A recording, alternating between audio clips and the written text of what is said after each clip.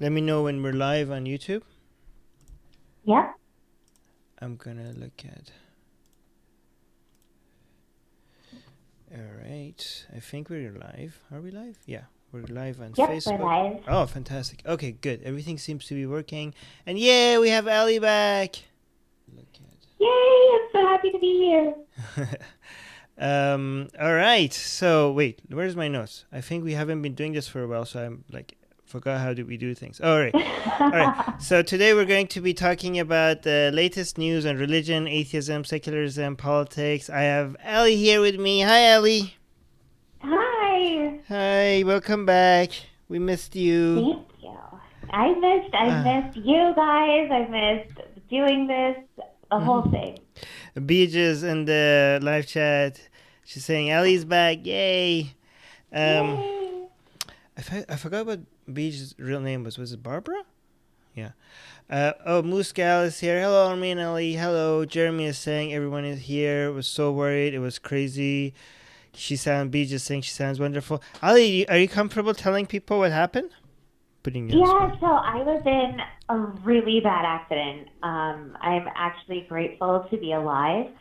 I was sideswiped with somebody speeding really fast, and I was almost at a standstill, just creeping out into the street. So I was hit really hard. It was a really bad impact. The airbags went off, and yeah, so I hurt myself pretty bad. I am still recovering, unfortunately, but I'm going to physical therapy and getting everything worked out. So I am just happy to be here. Like, I've never meant that more than I do now.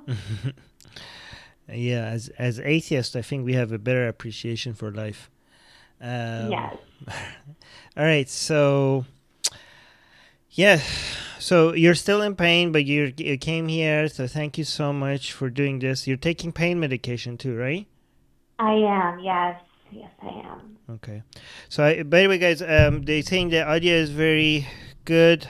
Yeah, I got a pop filter. Was listening to myself, and I couldn't believe how much you guys were bearing my breathing. How do you guys put up with that? So I couldn't put up with that, so I went and got a pop filter. So I hope that improves things.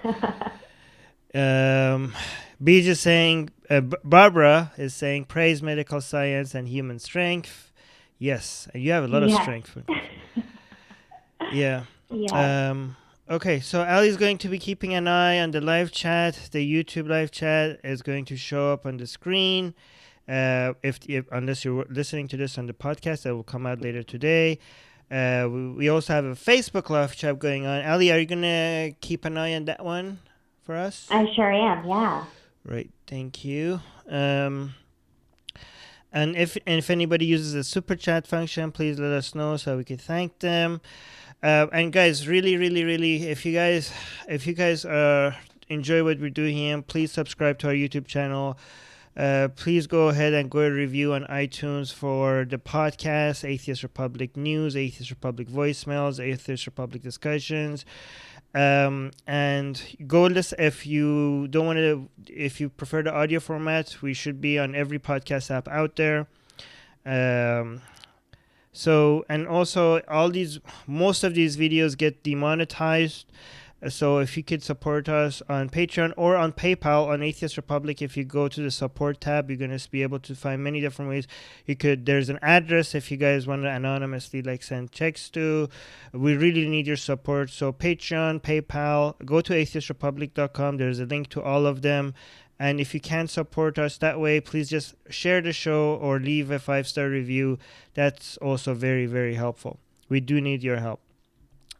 Okay, so on to the news. I know that's annoying to hear, but we really need to mention that at the beginning of the show. But let's go to the news. No more waiting. By the way, live chat is saying already stopped. Thank you so much. Genesis is saying welcome back, Ellie. Hey, hi, infidels.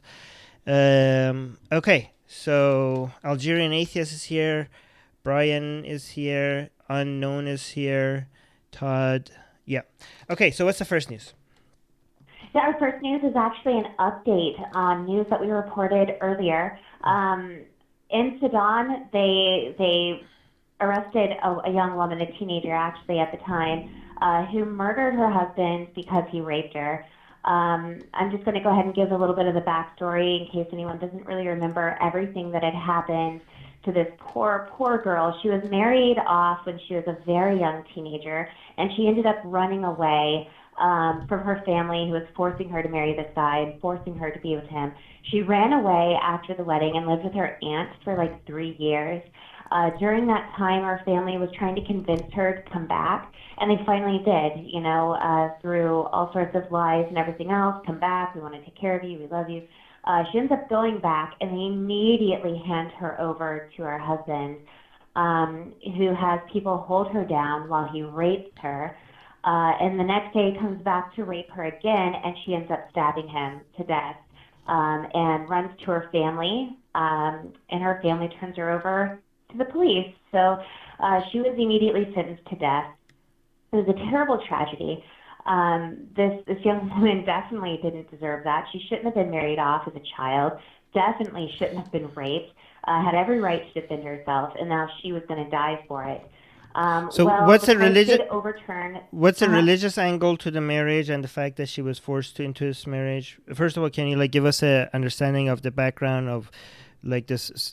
Because I think a lot of people that would be listening to this can't see the picture that she's in a hijab. That's a wedding photo, right? I think that actually might be a court photo. That is the wedding photo. Yeah. Can you tell us what is it in the society that put her in this position? If you know anything about that? The only thing that I know is that she was a child and she was married off, and that in and of itself in Sudan was supposed to be against the law. So her wedding automatically was against the law. Right. And also in Sudan, a child should not be married off at all, but a woman shouldn't be married to someone without her consent. So those are two ways that they broke the law in her marriage, just to begin with, right off the bat.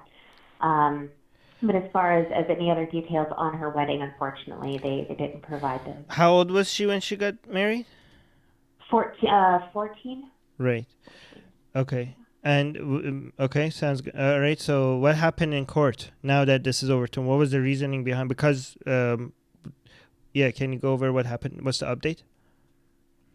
So the court ended up making a decision accepting Hussein's version of the events, and Nora Hussein is the woman that we're talking about here. Right. So the reason why they decided to overturn this decision was that she had found the knife under the pillow before she started stabbing her husband and didn't take it from the kitchen. So they initially had said, had she ran to the kitchen to grab a knife to start stabbing her husband, then her story would have made sense. But the fact that it was under a pillow didn't make sense. They said, so this is a planned murder and everything else. Well, she finally got to tell them that she had it there for protection. She was raped. And she was not going to let that happen again. So of course she stuck a knife under her pillow. So they reviewed all of the courts actually ended up listening to her. On the first sentencing, she didn't really get a say at all. And then after a push from Amnesty International and after a push from people around the world saying, free this young lady, they listened to her and what actually happened. So they said, okay, 5 years. You'll spend 5 years, and your family has to pay the equivalent of US $18,700 in blood money. You took this man's life. Your family has to pay his family that reported on her, right? What's that? The same family that turned her in, right? Yes, the same family. So this backfired on the family because her to marry this man in the first place. The same family that fooled her into coming back. Fuck the family, right? The family has to pay. So this backfired on them, right? Yeah. So this is backfired, and now they're fighting still. They're not done, which I am very happy for. So they're saying that 5 years is still too much for a child who was married against her will to a man who raped her, right. And she defended herself. She should not have to serve 5 years. She's already been through enough. So they're still fighting. This isn't done. And they're also fighting to get that fee removed, too, because if her family doesn't pay, it's going to fall on Nora to pay it. And how is she going to pay it? Fuck. So, But by the way, to the people that say that, oh, don't meddle in other people's countries and this is not our business, I bet you she thinks she has a different opinion on that. Now that because of foreign intervention and meddling, her death sentence was, um, yeah, she's not gonna die anymore. So that, I mean, this is like, this is what I don't get when it comes to a human life. We're all in this together, right? It doesn't matter if it's another country or your country. Meddling and intervention could be positive or negative. Like, we can, just because we have examples of negative effects of meddling or intervention, that doesn't mean that you should just be completely against it. Because here you have some examples of positive ones, right? I mean, she would have been dead if Amnesty International, other human rights activists didn't get involved, right? Absolutely. Oh, absolutely. And that's the thing, is when everyone says, oh, protesting these things, signing petitions, that doesn't do anything. Amnesty International alone did not get this done. It was the push from everybody around the world, signing the petitions, going to other organizations, going to the UN, speaking to people who do have influence to help. I mean, these are all very important things. That is why Nora is not going to be killed. Yeah, for every time we start a petition or a campaign, because there's too many examples of petitions and campaigns that don't work, but then people will just use that as an example for, like, oh, it never works, right? We have to, like, start collecting these stories, and every time somebody says, like, oh, I'm not going to sign this, who cares about my signature? As if they care. We should just, like it works sometimes. You're not helping, right? Even if 1% of them helps, what does it cost you to put your name on something? You're helping. Like, it's not even putting your money in there to support something, right? Okay, fine, don't do it. But your claim that these things don't help is fucking bullshit. It's fucking bullshit. Governments care about, even the worst of governments care about their international image. And if something gets too much attention, they reevaluate things. They do. They don't care about the people, but they do care about, human rights. I mean, some governments care more. But even the worst of all governments, when too much attention when you shine too much of a light on their crimes, they're going to be like, even in Saudi fucking Arabia, right? Raif Badawi's, whipping got canceled because of too much intent. And I wish she was free right now, but that amount of effect is important because of so much international attention. By the way, this whole marriage without consent thing, they based on Islamic law and culture and everything, and I don't think they even consider this rape, right? Like, when you marry somebody, no, I think it's Islamic hadith that if your husband is horny and if you don't let him fuck you, they're going to be angels until morning cursing you, right? This is Islamic fucking hadith, right? So, again, this, for people that say religion has no influence on this is completely ingrained. Like, for them, there is no such thing as raping your wife. She's your wife. Right. You could do whatever the fuck you want to her, right? This is basically like it's your property. Like, they don't even, like, for some of them, they don't even comprehend when we tell them, like, you're raping somebody, and you're like, what the fuck are you talking about? I'm married. She's mine, right? So for sane people like us, this was rape every night, right? So and that was, whatever she did was self-defense. Yeah. Anyways, some of the comments. Any comments on the live chat about this? Yeah, we did have one. Let me see if I can scroll up and find it. We have a lot of chat that's going on that is not related to our podcast. Okay, tag. Facebook, so if you guys can please try to keep it. No, it's okay. If you want us to read your comments, keep it towards what we're talking about. It's okay to talk about other things, but if it's something you want us to read, make sure you tag Atheist Republic and make sure it's relevant. But it's okay to have other discussions. Neil in our Facebook chat is saying, in what world is forcing someone to marry a random person right, especially at the age of 14? I mean, it's not right. It's not right. Even if it were legal, it's not right. And in Sudan, it's actually not legal at all. So this whole situation, Nora has been through so much hell and so much torture on earth already that I can't imagine anything else this woman would ever have to face being as terrible as what she's already been through. Right.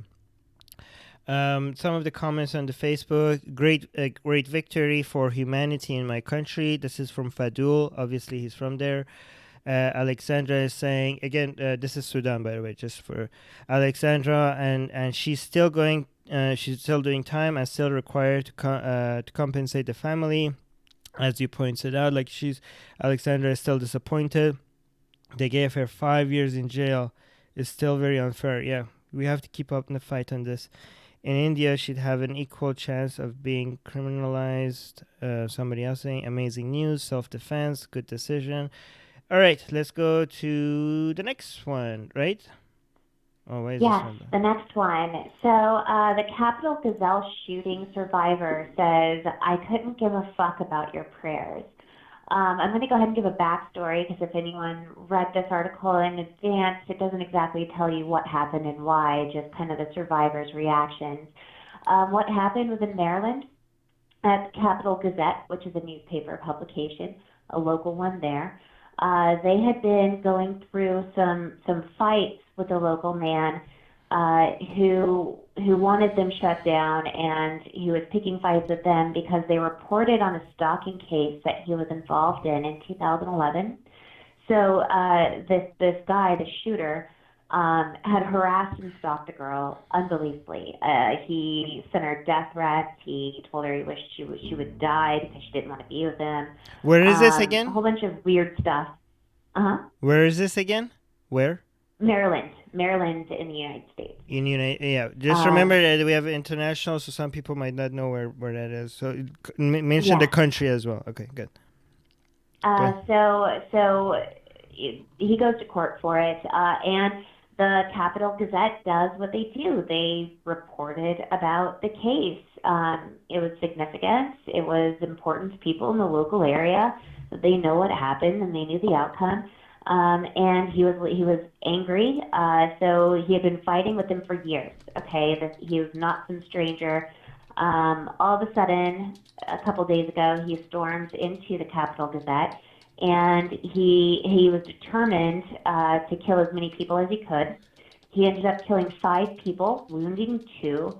And so the survivors are obviously being interviewed. These people were terrorized. These people hid under desks. These people had to walk past their co-workers' bodies sprawled out on the ground, their blood everywhere. This is a horrible, disgusting thing that they personally experienced. So, they saw that Donald Trump sent his prayers out there, and everyone is sending their prayers out there. And someone said, I'm going to go ahead and read the whole quote. I just don't know what I want right now, right? But I'm going to need more than a couple of days of news coverage and some thoughts and prayers, because it's our whole life that has been shattered. And thanks for your prayers, but I couldn't give a fuck about them if there's nothing else. Wait, so this was on CNN when he said that? Yes, this was on a CNN interview that the survivor said this. And yeah, they bleeped it. They have it bleeped right now on YouTube, the playback, but on the original CNN article or news coverage, it was not bleeped.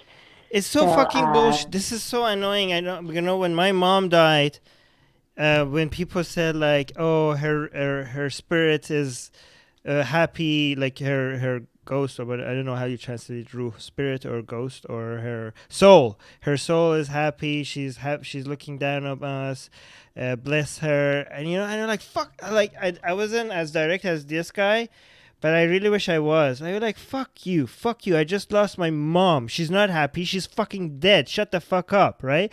And I feel like when you go through something like this and people like are praying as if it's doing anything, is so fucking annoying. Like, just shut the fuck up, right? Just shut the fuck up. Seriously. Like, I kind of, like, I'm so proud of this guy that he said this on TV, on CNN. It was a woman, actually. Oh, wow. Okay, her name sorry. was Stan Felice.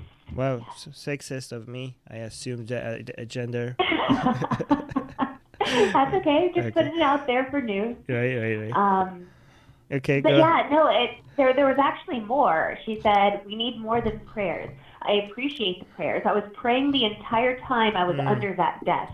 I want your prayers, but I want something else. And another survivor stepped up and said, I was praying when you started reloading that shotgun that there weren't going to be more bodies. And you know what? If we're at a position in our society where all we can offer each other is prayers, then where are we? Where are we as a society where people die and that's the end of the story? Right. So this is very powerful. These are two people stepping out and saying, guys, we got to quit this shit. We cannot move forward as a society and say, oh, I've done something great if the only thing we're going to offer each other are prayers. Prayers have not done anything yet. They're not going to do anything. Right. We have to come up with a different strategy. So here's a question. When people say our thoughts and prayers are with you, right? What about the like as an atheist, we never tell people our prayers are with them, right? But do you think saying our thoughts are with you is as empty and meaningless as saying our prayers are with you? It absolutely is, depending on the situation. I let people know I'm going to be here for you when they're going through hard times, but that's not enough. Especially if anyone is suffering from depression over the loss of somebody, or they're going through grief over the loss of a child. They're never going to reach out to you and say, hey, you know what, I need something. So it's your job to kind of offer more than your thoughts, more than your prayers.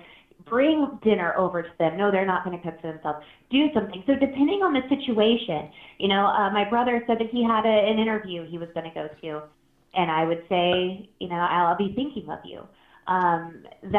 That's okay. He doesn't need anything. However, if my brother lost somebody, I would do more than just think for him. So I think that the situation really matters. It's very situational. When somebody dies, I think that it's absolutely a slap in the face. My thoughts are with you. Prayers. You're not doing anything. So what should I say? Like masturbation. Yeah, I'm masturbating for you. But I don't understand. So I don't know what to say though. Like when people come to me and they talk about something disastrous happening, like some tragedy and what they went through, I'm staring and I can't do anything for this guy. Well, you know what, Armin? What? You know what? Nothing makes somebody feel better when they are just in a raw emotional state like that than absolute fucking honesty. Yeah, I know, but when they say my life has fallen apart, you look at them and say, I can't imagine. I don't even know what to say right now. That's so fucked up. Right. Okay. That is more genuine. That makes people feel better than some bullshit platitude of tomorrow's a new day. Hey, buck up, my buddy. God. I'm Holy gonna shit. pray for you. You know what I mean? Right. Yeah, oh my, tomorrow's a new day. Fuck. Shut the fuck up. Right? So, yeah, those are so bad, especially when you're so... It seems like people are being so dismissive of what you're going through, right? When they say... When they try to be... When they're telling you to... Demanding that you be happy, right? Let me see what the comments here on Facebook. All right, so we have... Jamie is saying... Shoot each other up... Pray, thoughts and prayers, a little hand wringing, wash, rinse, and repeat. American culture at its finest, and then with 3 American flag emojis. Tristan is saying, I'm not sure what bothers me more, the fact that people still think prayers work, or the fact that the whole mess of a white nationalists on Twitter are saying that the shooting was a good thing. I think the shooting was a good thing part. Did that happen? I didn't know that happened, but I think obviously that's worse. I don't. Anyway, I mean, as much as I get annoyed by people saying our thoughts and prayers are with you, I think people celebrating. I think people demanding that this is a great thing. Yeah, that's obviously worse. Yeah, obviously much worse. What the fuck? There's not even a competition. I saw a meme on Facebook. 2 lazy cats lying on a couch or something. It said like, I name my cats thoughts and prayers because they're good for nothing. They're both useless. They're both useless. Yeah. Jason is saying clearly an old piece of paper with ink and words is more important than human lives in the USA. Oh, I think he's talking about the Constitution. And don't forget, like I think he's talking about the fact that people in the United States consider the Constitution such treated like a divine, holy doc, like a Bible or the Quran. I think that's what he's referring to. I'm not saying. I do think that from as far as constitutions go, United States does have one of the best ones, especially given that you can. It has amendments and stuff like that, unlike the Quran. I wish the Quran and the Bible came with amendments. And don't forget those thoughts and prayers, because that has solved so many problems. He's being sarcastic. Anything in the live chat? Both Facebook and YouTube? Joanne Swart said at Atheist Republic, prayer is a subtle way of pretending to be involved, but actually just not caring. Rather be upset with me instead. Yeah, absolutely. I do agree with her on that. This is from our Facebook live chat, by the way. Whenever we come to someone and we say, "Oh, prayers," it makes us feel like we're doing something. And I used to do that. If anyone who doesn't know my background, I was very strongly Christian. And any time I'd see an ambulance pass me, I would sit there and I would pray. I would pull over. That's what we're supposed to do in America. If an ambulance is passing you with their lights on, you're supposed to pull over to the side of the road. And I would pull over to the side of the road and I would pray for the person that was in there. And I later on, especially now as an atheist, I like to reevaluate why I would do things like that. I would pray because I felt helpless in that situation, completely helpless. Somebody was hurt. There was nothing I could do to help them. So I prayed, and I felt better about feeling helpless because I did something, and then I could go on with my day. And now as an atheist, I don't have that comfort. So it's always a funny feeling to me when an ambulance passes. I'm a person of great empathy. I hate knowing that somebody is in that ambulance suffering right now, and there's nothing I can do. But what I do is I use that helplessness. I use that emotion, and I push it towards doing things I can do to help others. And that is how it is, that one little feeling of helplessness that I try to avoid as a Christian pushes me forward to do so much as an atheist, because I would turn to thoughts and prayers, and I would do that, and I would feel good about doing nothing. Rather than now, I say helplessness is a good emotion to have because it pushes me further to do more for others where I can help. And so, it's crazy that how we get lulled into the sense of security when we have these prayers that we give people. We feel like we're doing something. It makes us comfortable in our sense of helplessness. And the second we feel comfortable in our sense of helplessness, that's when we stop pushing to do better for our communities.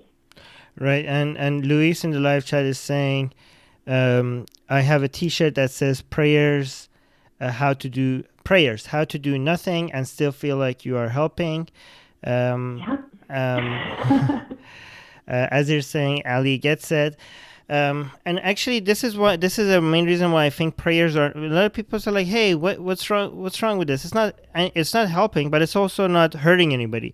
And I think it's actually incorrect. It is hurting because I think most humans have a sense of sympathy, and this sense of sympathy makes us want to help each other and do something to,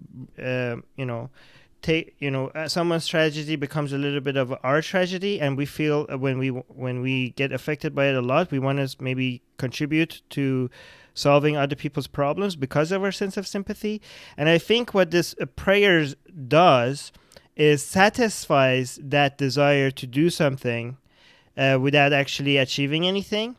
And because it satisfies that, it's actually taking away from what the benefit of having that sense of sympathy was. Like, because that sense of sympathy without the satisfaction might have made a lot more people to do actually something real and actually help other people. So I think it's not just harmless bullshit that is not hurting anybody. I actually think that that satisfaction that you get out of praying for people is actually hurting us. It's removing a lot of action. Yeah, people are so quick to get out of that sense of uncomfort. I feel helpless. I don't want to feel helpless anymore. Right. Do something. Do something about it. Use that as fuel. Let it fuel you. Anger is another emotion that people say is a useless. No, get angry. get angry and let that anger fuel you to do something about it. Do something. And, so when people do something in the form of prayer, that's actually something that's useless that they're doing to null their emotions. It's not driving them. It's not pushing them to be a better person or to do a better action. It's just pacifying an emotion that really could have helped them become a better person or be a better person in their communities or whatever it is. It's it's a pacifier. Prayer is a pacifier for adults and children alike. It's useless. Right. But yeah. Okay, let's go to the next story. By the way, let's make sure we don't go over 2 hours. Yeah. Okay. Our next two news articles are. Oh wait, I'm gonna read 2 more comments because we just got tagged really quickly. Muska is saying, as a Catholic, I used to pray for answers to life. It took me well into my 30s to realize that I wasted a ton of my time praying. Azir is saying, Atheist Republic. If they really thought prayers worked, they'd bust football teams for they'd bust football teams for cheating by praying. That is a great point. Right. Actually, that would be great. Somebody should bring up the case. Somebody should be like, hey, this other, like we call foul, this other team prayed. They had an unfair advantage. And if people say, like, what the fuck are you talking about? Or like, oh, so you're saying prayer doesn't work, huh? Like, yeah, actually, somebody should bring that up. Even if, obviously, it will fail, but it would be very funny and interesting. Somebody should basically make an official complaint and bring so many evidence that the other side, the other team prayed, and they had divine intervention. They had a divine advantage, and that's not fair. I just want to point out too that I read a comment by I think I said Joanne Swart. It's actually Johan Swart, and he's a guy, not a woman. So who? Sorry about that, Johan. Who? Yeah. Oh, Johan on Facebook. The comment I read earlier from Facebook. Oh, so you assumed the gender as well? I misgendered somebody. I guess I just needed to copy you, Armin. We should just shut down this podcast. All right. Where's the PC case? All right. So let's go. Our next 2 news articles are connected. Okay. We're going to be talking about the Supreme Court. This first one, though, we're going to be talking about the Supreme Court upholding Trump's travel ban and what that means for us. So for anyone who doesn't know, back in 2017, President Trump put out a travel ban restriction that just wreaked havoc through our airports. People were getting turned away as they landed. It was terrible. And immediately we were able to, take this to court and have that ban put on hold while it was being argued in courts. Well, it reached the Supreme Court. And with Trump's new justice in place, the travel ban passed with a 5-4 ruling, meaning 5 people were for the ban, 4 people were against the ban. Chief Justice Roberts wrote the description of everything that happened. And he really made it a point to say, we express no view on the soundness of the policy. So what he really wanted to stress to people was the Supreme Court was not saying that this ban is a great idea. They were not saying that this ban is not a bigotry decided ban. That they're not upholding any part of it other than the fact that the Supreme Court is saying that the President of the United States has the right to implement such a policy. Do they agree with the policy? They wanted to make it very clear to everybody that it's not necessarily that they all agreed with the policy. It's just that it was their job to determine if Trump had the right to do this, and they determined that he did. So what was the argument behind having the right to do it if it was based on religious ground?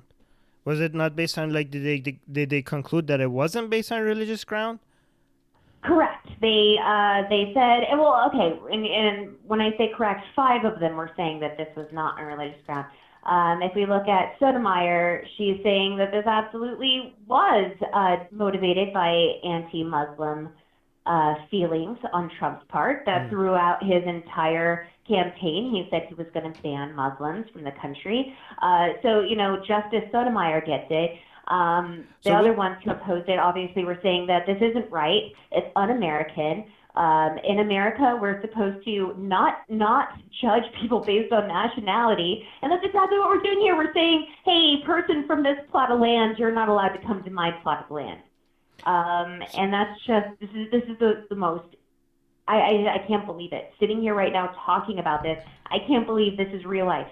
so why are you against it? Why people would say like, look, a lot of problems come from these countries. Why would we allow them to send us immigrants? Because they cause a lot of problems in their countries too to innocent people who deserve safety.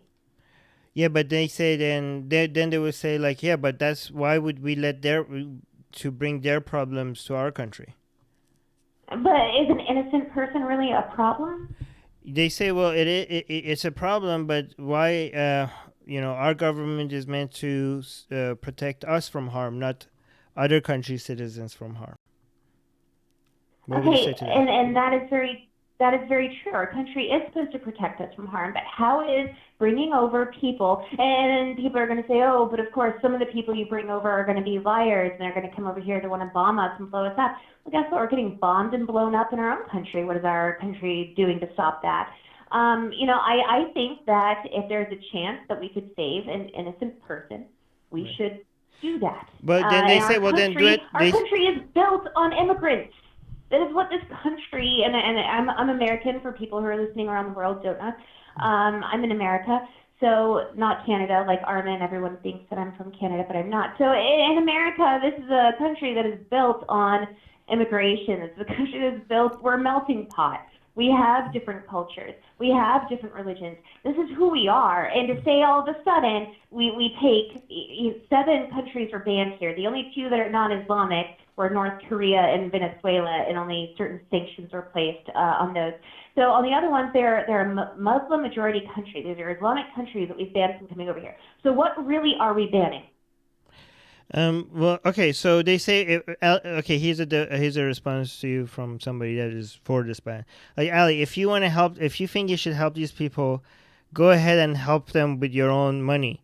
Don't get taxpayer money to help people. For you don't get to get other people to fund something that you care about. It's a tragedy what is happening to them.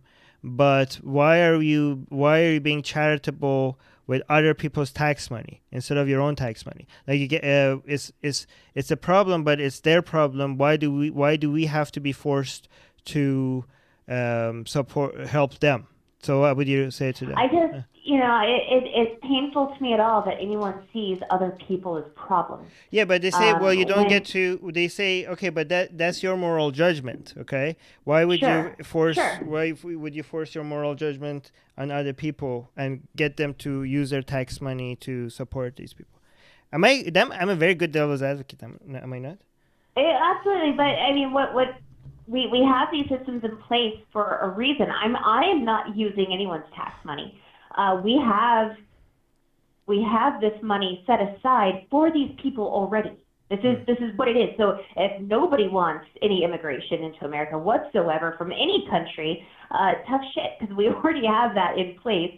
And to say that, okay, person from plot A is allowed to come, but person from plot B is not allowed to come, that is ridiculous.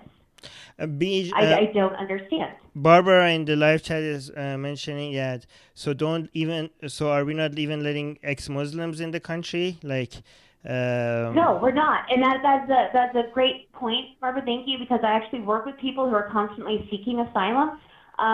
Ex-Muslims from those countries are not allowed over here. Anyone, it's a nationality thing. So any Iranian can't come over here. Anyone, I mean, and the countries that actually have the ban are Iran, Libya, Somalia, Syria, and Yemen. Those are the 5 Islamic countries, if you will. And Iran does have a different situation going on than the other ones. People with valid student and exchange visitor visas can enter, but they're going to face an enhanced screening. From the other 4 Islamic countries, non-immigrants and immigrants alike are not allowed to come over here, not even to visit. right. So no tourism. Okay, no coming over Yeah, here there to were some work on a job for scientists. 6 months and come back home. Yeah, there were some world-renowned scientists that were that couldn't even visit. Yeah. Yeah, they were. So, Yeah. yay, right? I mean, So this isn't even just about immigration. These are people who can't come over and see their son. mm, I have friends here in Texas. His family are back in Iran. I hope that they're going to be able to come without. I don't know what facing enhanced screenings actually means for them being able to visit with their family, but yeah, this is sad because I guess I don't see people as problems to my country. My country was built on people, and I think that everyone, if we allow anyone in, we should allow everyone in. Will we let some bad people in? Absolutely. Will terrible things happen? Of course. Terrible things are going to happen whether we let people in or not. no, well, So they will it's say it's about it's them. crazy. Okay, so to that, people will say it's not a black and white, no terrible things or lots of terrible things. We could have less terrible things. But okay, let me just read some of the comments. Muscal is saying, uh,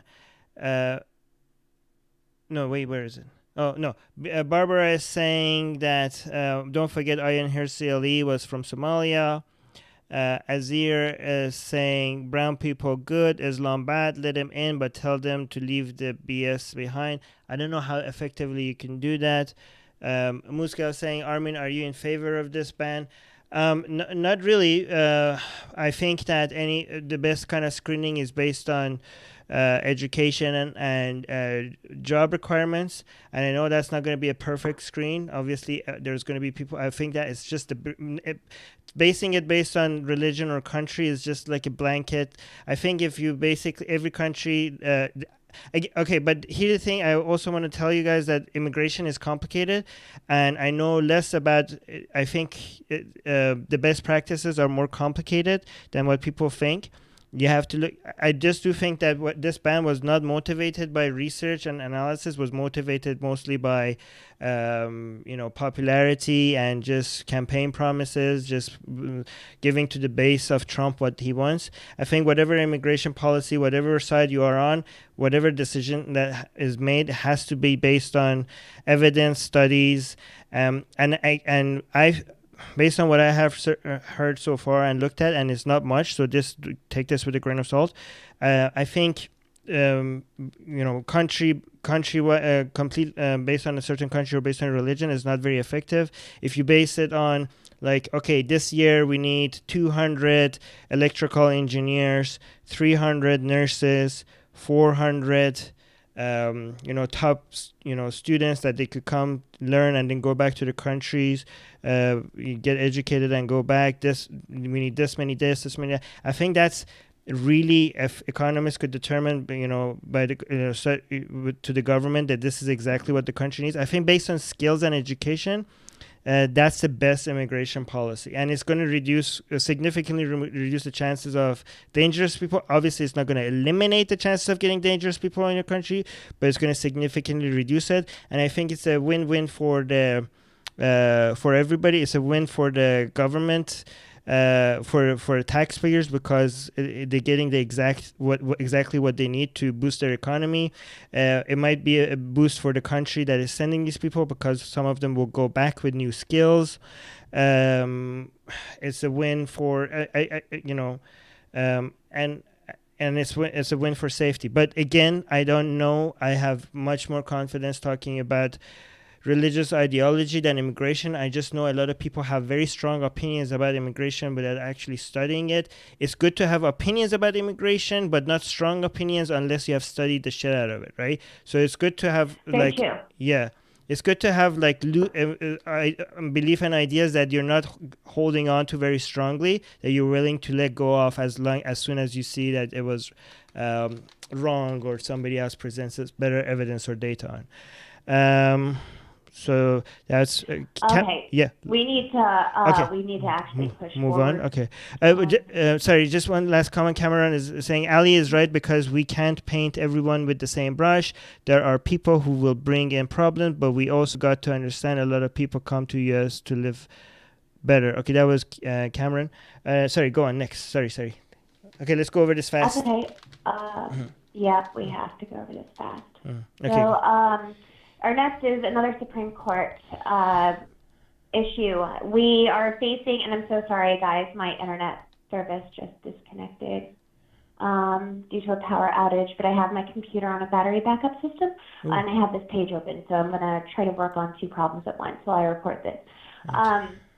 Donald Trump is going to be choosing a new Supreme Court justice, and everyone is freaking out about it because he already replaced one. And now Anthony Kennedy said that he is going to retire at the end of July. Why at the end of July and not at the end of the year? I don't know. I feel like is he being blackmailed to retire right now instead of waiting? But I don't. So everyone's wondering why Anthony is retiring right now. He is not really. Do you want to explain to people from other countries what is the Supreme Court and how this works really fast?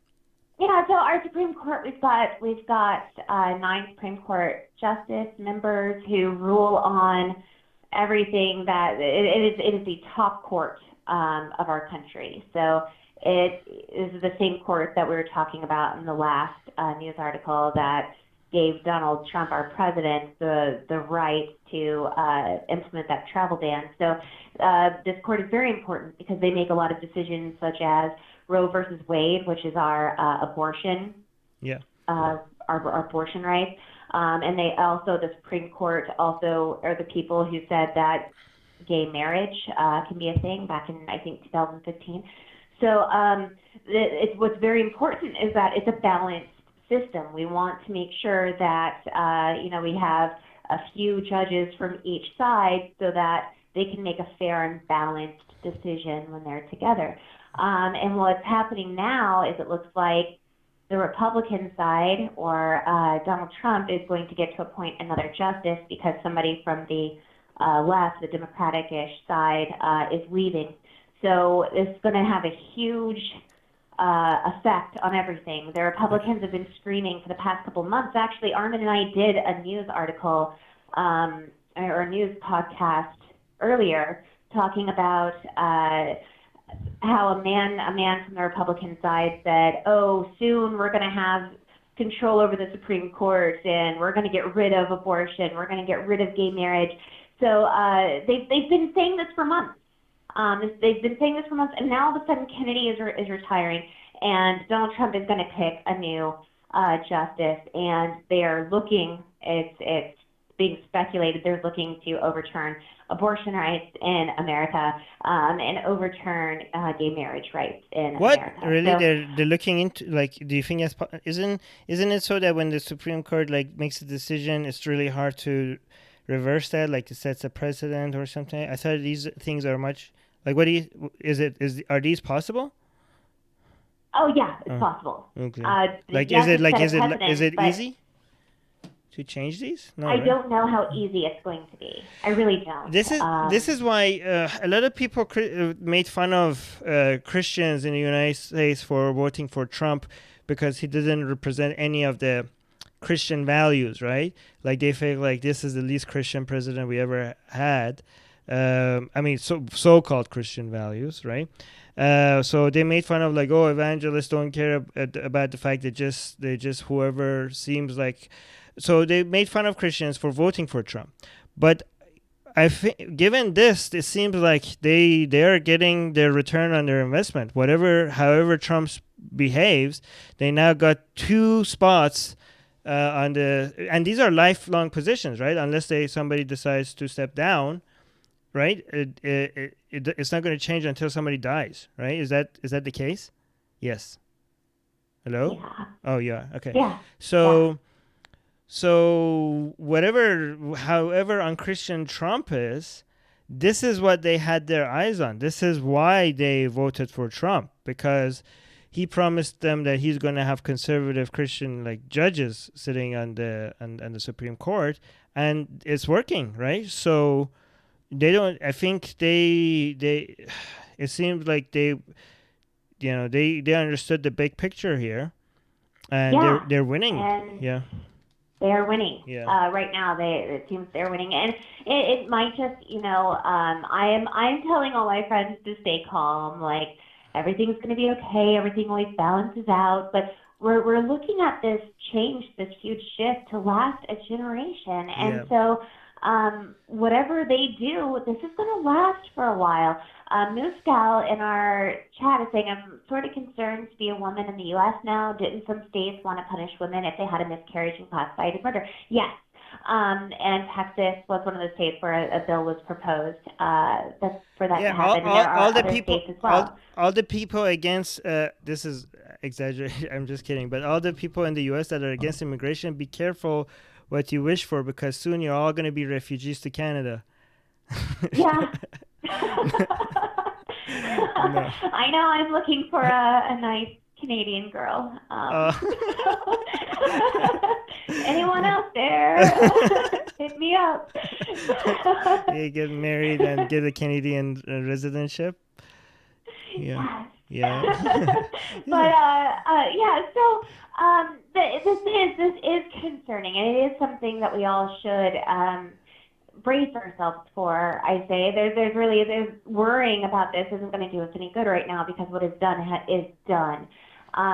We need to fight back by getting out and voting, and I know it's hard to say whenever popular vote doesn't seem to matter. But just the more of us that go out there and do it, just do it.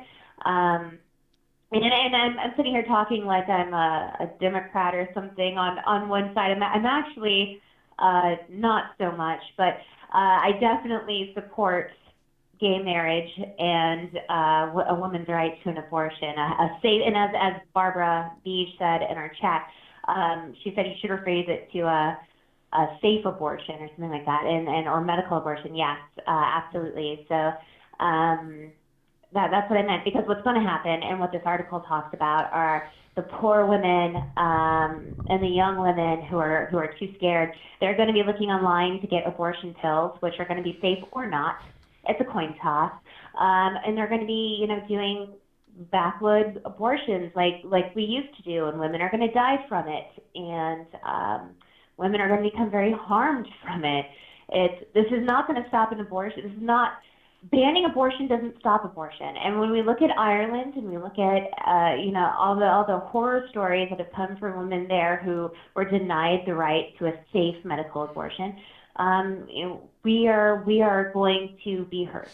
We're going to be hurt, and it terrifies me. I am terrified at the thought of some teenager, with a wire coat hanger in some back room. I mean, this is Armin. This is what happened. Yeah, I know. My mom did that after. Had to do that after the revolution in Iran. Yeah. She was trying to get an abortion, and she went from doctor to doctor, and nobody would do it because it was illegal, until one doctor took pity on her, and it was weird because the doctor told her how to do it with a coat hanger, and she went home and did it, and the experience was difficult. She said the fetus came out, and she had to. She was in her dorm, and she had to watch the fetus go down the toilet, and she was like going like round and round in the toilet, and then she said she passed out on the bed. She said when the morning the entire mattress was soaked in blood. The university dorm cleaner came in, and she was so angry. But then when she saw my mom, she took pity on her, and she said, "I'll fix this for you." But yeah, my mom had to go through all of that. Terrible. Yeah, so this was illegal in Iran, and she still did it, and she lost so much blood. I think she might have died. But yeah. Anyways, this is what happens when you make these things illegal, and no one wins here. Yeah. No one wins here at all. It's so sad. We're gonna see young women committing more suicides. Another reason to come to Canada. Yeah. Yes. Yeah. I know. Right. So okay, I'm gonna move on to our next article, which is an uplifting one. I think in Jerusalem, they are saying that the the minority ultra-Orthodox Jewish men who demand women not sit next to them on planes will either have to sit next to women on planes or they will be asked to leave. This has been a huge problem. It's been going on for a long time. I'm not Wait, sure. so who is saying this? This is Jerusalem's airline is saying this. So they were having a problem for a long time because the ultra-Orthodox Jewish men would come onto a plane and then they would have to, the stewardesses would have to tell the women, no, you can't sit here, you're going to have to move your seat, ma'am. And then they would accommodate these men all the time. And it was turning into a huge issue where women were saying, what the fuck? I got that seat. I booked this seat. Why am I being forced to move because he can't sit next to me? Wait, so the practice before this is an Israeli airline. And the practice was this: when an Orthodox Jew on the plane says that there's a woman sitting next to me, I don't want this. The practice was that you would move her. This was. Yeah, they would. They were. What the fuck, Israel? Like, okay, so Israel is supposed to be very secular, right? It's weird that they would do this. I'm glad they changed it, but I'm actually surprised that this was even a practice. Well, the thing is, in June of 2017, they were prohibited. The airline prohibited employees from asking women to move to another seat because the men didn't want to sit next to them. So that was a huge win. But these men are still coming on and they're protesting. They get on here and they say no, and then they hold up the flights. And it's all due to modesty, by the way. If anyone's asking why don't these men want to sit next to women, it's due to their modesty and they want to preserve it. So they are getting on there. They're starting these protests. They're refusing to sit down, so the plane can't take off.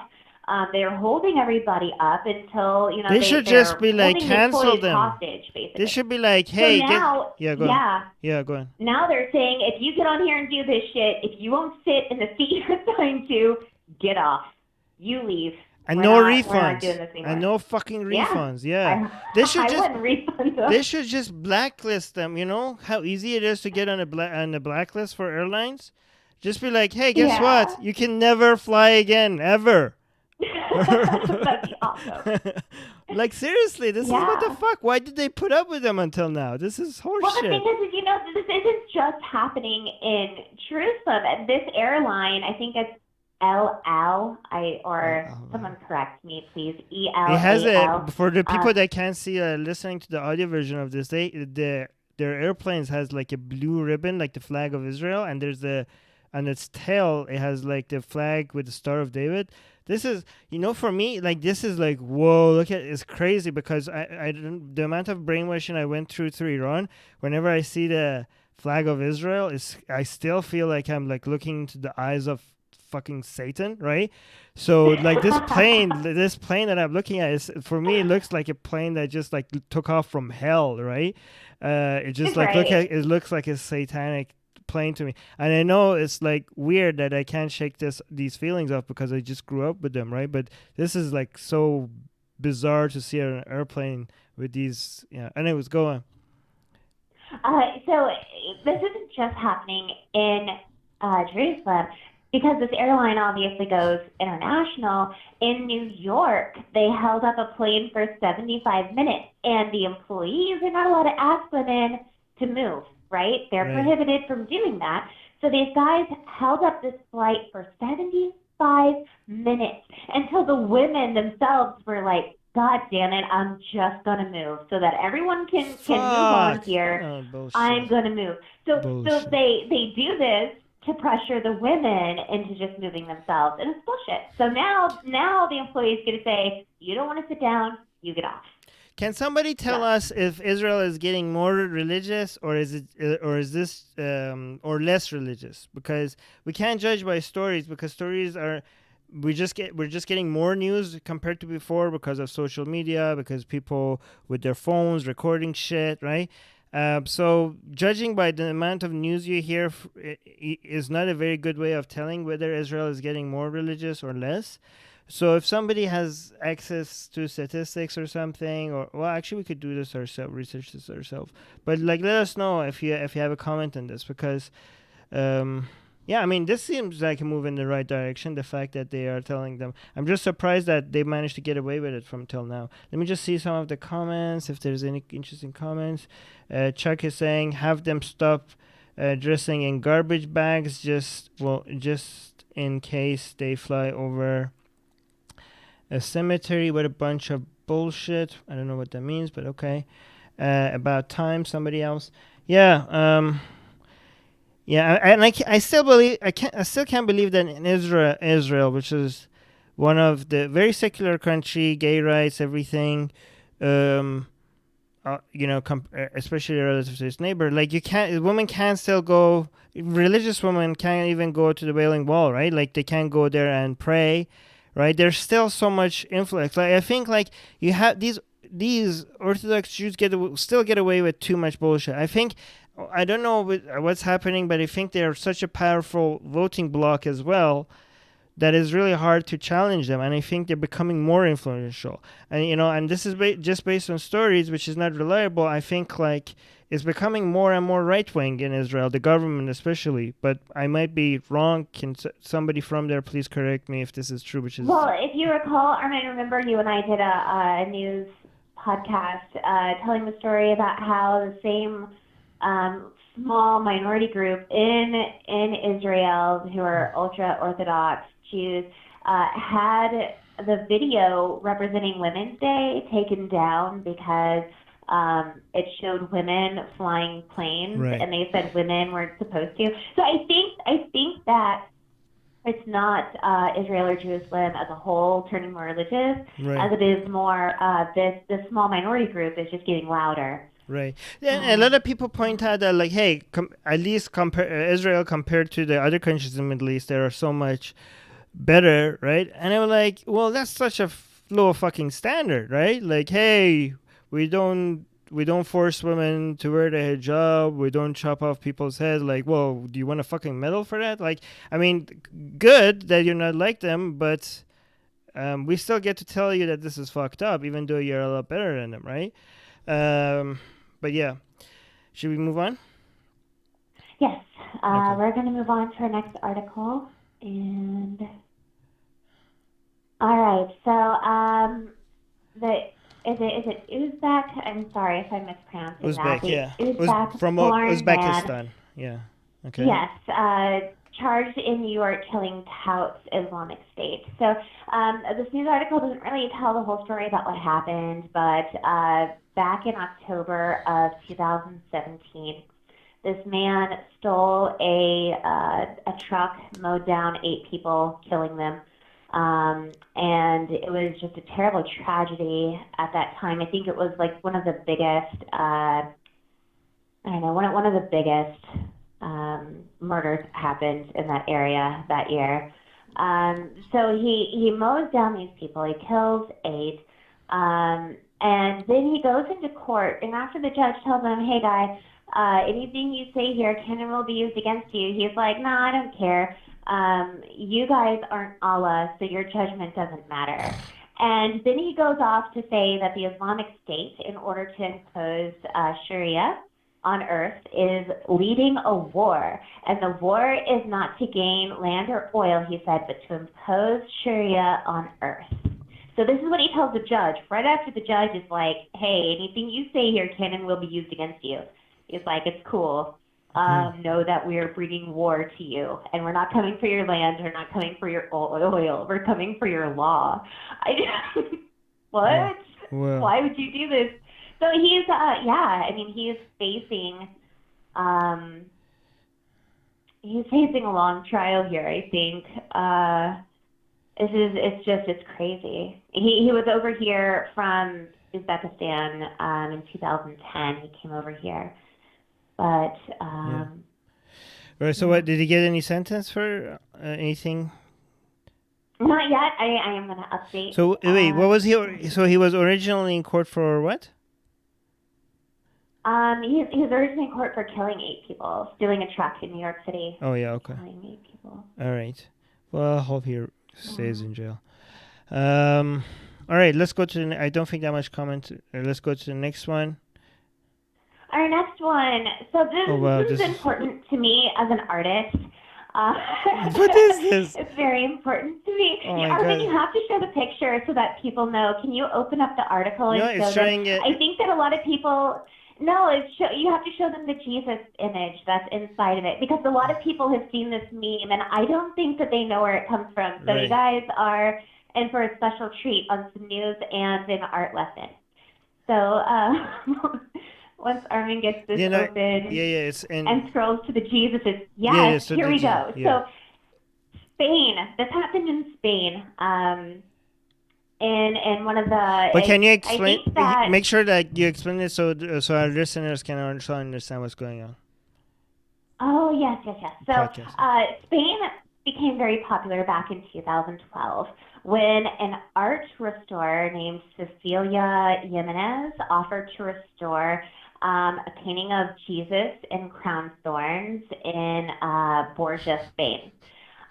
What she did was just an abomination to this poor painting. It looks like they got a 5-year-old in there with some finger paints. They were like, paint Jesus.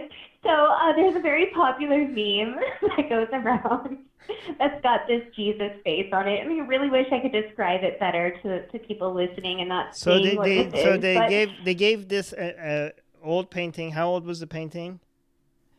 I think it's 500-year-old 1930s. painting, right? So Yeah. there's a Jesus on it with the crown, a thorn crown, and everything, and it looks pretty actually good. The original version, like it looks real, like Well, it looks realistic. Yeah. The original was painted in 1930s of this Jesus one. Of the next one we're going to talk to you, it's a 500-year-old painting. Oh, the 500. Okay, but so the Yeah. once they restored it, it looks. I don't know. I don't want to use the R word.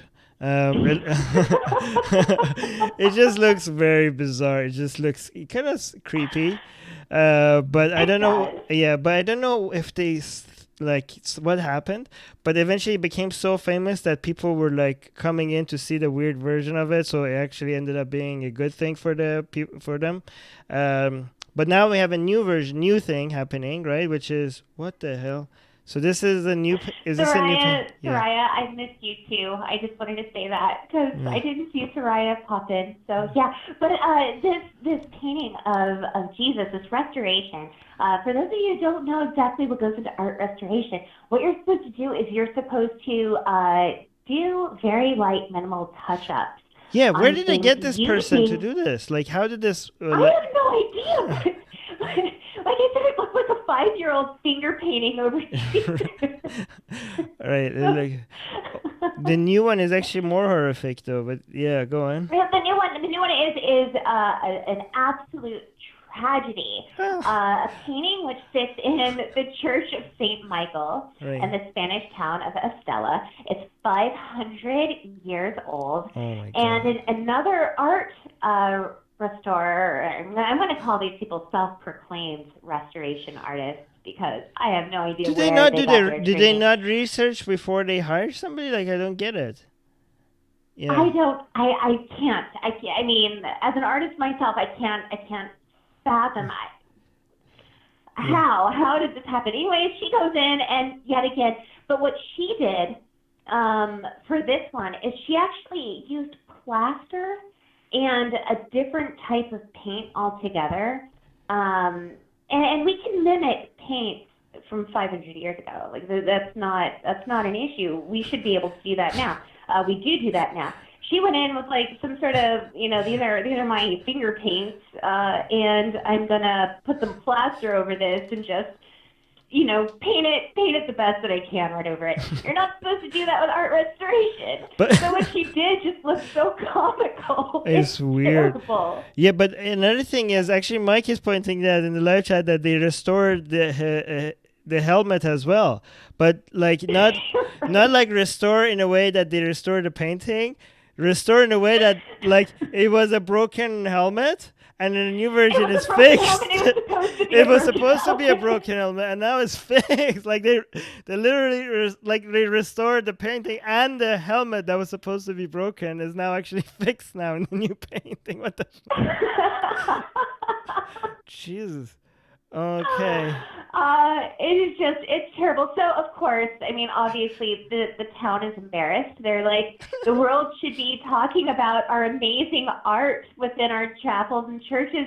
They shouldn't be laughing at us from the restoration job.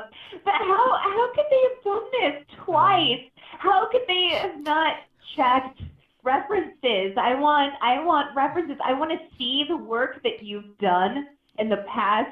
I mean, I really want to reach out to Spain and give them a checklist of things to Like, go yeah, through. I think I might just do it. I might just do it on my own. I mean, Give the them a original checklist of version. things I need to go through. I mean, I don't even see what was wrong with the original versions, to be honest. Like it didn't even need to be restored. It just looks old, and it's nice that it looks old. Like, you just made it now look like it's just a cheap painting now that it's restored. Right, and what they could have done is if they feared that maybe the wear and tear over time is going to make it completely just Right. not there anymore. There are steps you can take to clean it, Right. and there are steps you can take to preserve it. You don't have to necessarily paint over it. You don't have to fix it. Right. So frustrating. I'm gonna write Spain. Spain's getting a letter. They should- Stop ruining art. Just stop it. They should have just upgraded everything. Like, give her a tank instead of a horse, and give her like a lightsaber, or upgrade everything. This is so bizarre. Yeah. They should have given her a Lady Gaga wig. I mean, let's just go ahead and we're fixing everything. Let's just fix it all. Barbara is saying my I don't sides know. are hurting from laughing.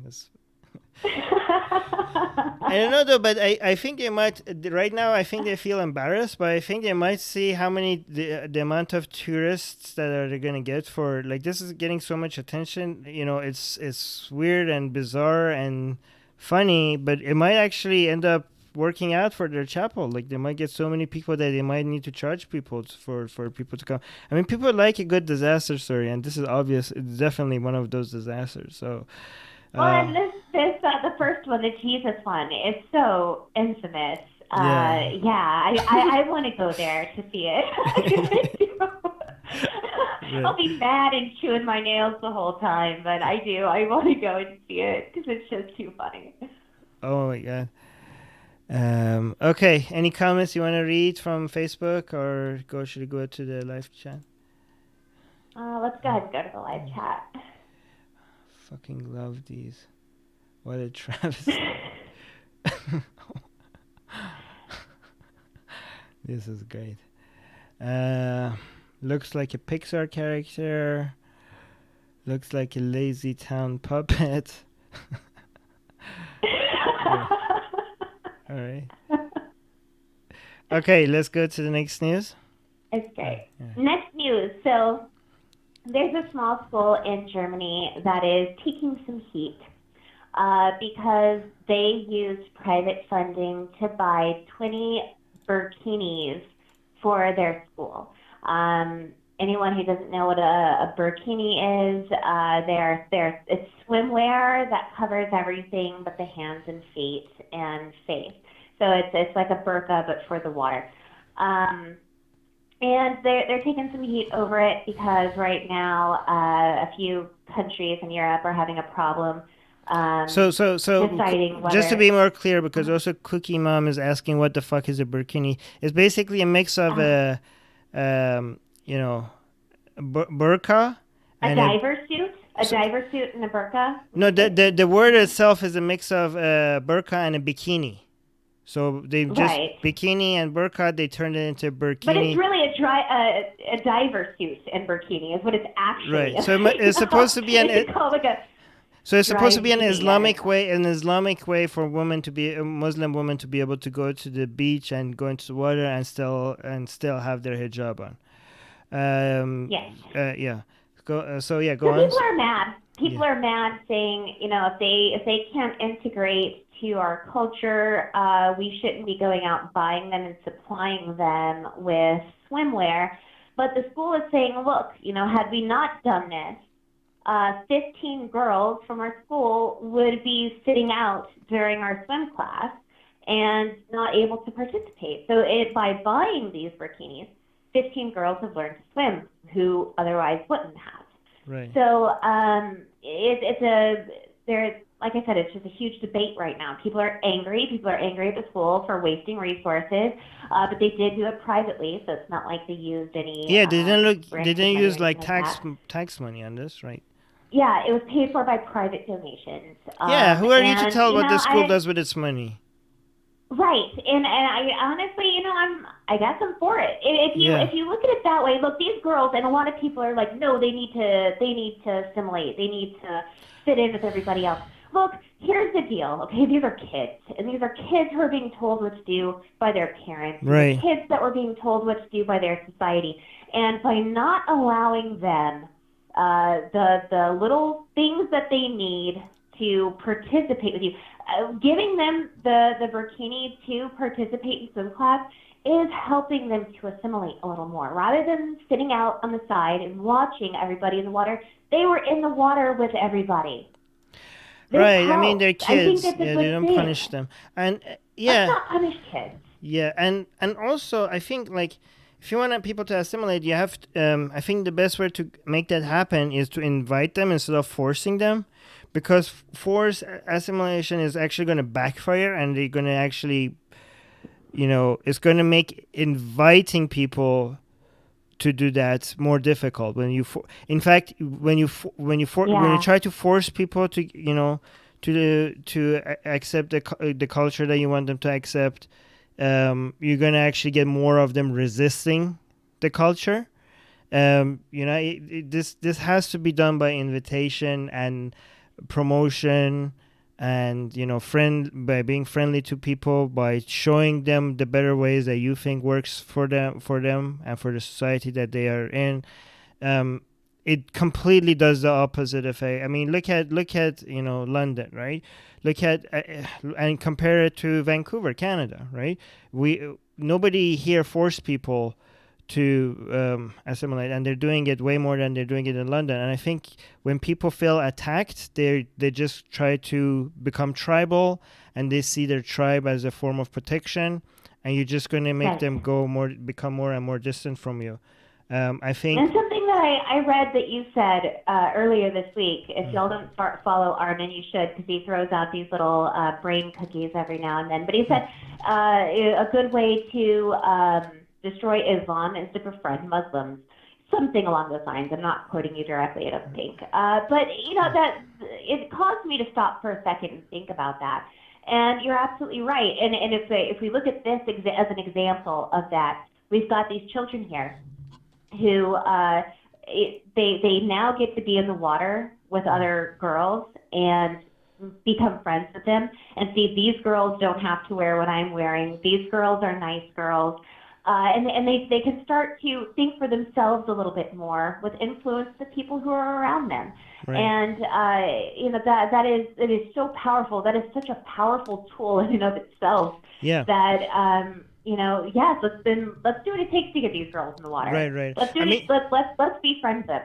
yeah, and in fact, the fact that these kids are now mixing with other kids is going to make them more likely that when they grow up, they want to be like the other kids. If you just push them in the arms of their parents, and give the parents full like monopoly over them, and just be able to raise them in a bubble, it's less likely for them to grow. That's the And worst thing. yeah, Absolutely. yeah. So yeah, give them the tools they need to interact with other kids and be exposed to other ideas and other ways of living, and they might grow out of it, whatever the parents is trying to force on them. Okay, so the first comment is from Paul. The top comment, he's saying, I generally disapprove of telling people what they can and can't wear. If Muslim parents are telling their daughters they have to wear the burkini, that's a problem. But if a government or schools is telling girls they can't wear them, that's a problem too. Yeah, but this wasn't the government. This was a private school, and yeah. Um, Linda is saying, I look at it this way. Almost every place has a dress code, and it doesn't violate. And if it doesn't violate the dress code, then okay. But if it covers the face, I'm not for it in public whatsoever, as this is a safety issue. Well, the burkini doesn't have a face cover. right? Yeah. Okay. Yeah, it leaves the face, the hands, and the feet exposed to the Which is burkini. actually, So I have to tell you, a lot of Muslims are against the burkini because it's tight. Is right. Like a lot of Muslims it's are, form fitting. Yeah. yeah, and it shows the hands and feet, right, which is not supposed. Like that's, I don't know. Some people are against that. Like I know Yasmin, she had to wear gloves. But even if the people that think hands and feet are okay, the fact is that it's really it's really tight, and that is very anti-Islamic for so many. So these women are getting the push from all sides. They're getting the push from society, like, Yeah. oh, fuck your burkini, like get Islam out of here, and they're getting pressure from Muslim as well. They're like, fuck your burkini, this is not Islamic, this is way too tight. You can't go to the beach like that, right? So there's not that much love they're getting from anybody from any side. But yeah, we'll see. I mean, I'm hoping that this is gonna get more of them, out there and exposed to new and better ideas. Um, let's go to the next The story. next one. Yeah, two Yes, more this left. one is so it's so fucked up, but it's so interesting to me because it happened in my town, and I actually know and hang out at some of the places where this story takes place. So this is a really messed up story about a Houston father who's accused of honor killings, and and yeah, I'm gonna have to explain all that later. So he's actually facing the death penalty for what he did. This man from Jordan, he moved to Houston with his family. His daughter started to attend a university right here around Houston, and she was going to be a doctor. She meets up with this guy. She falls in love Where with is this him. again? This is Houston, United States. Okay, so there's Houston, Texas, United States. yeah. Yes, sorry. So Uh, and this is a place where it has the death penalty in the United States, right? So oh yeah, so yeah. if Texas he has the death penalty. so if he does get convicted of honor killing, he is going to get executed, right? Because they are going for the death penalty, yes. Okay, go on. Sorry, I interrupted If you. they chosen life, yeah, that's okay. So this is what happened. His daughter is going to a university to study medicine. She meets a boy who is a twin. She falls in love with one of the boys. The twin is dating her best friend. Okay, so this is we've got 4 people I'm talking about here. Wait, They're twins, the daughter of this guy, and her best friend.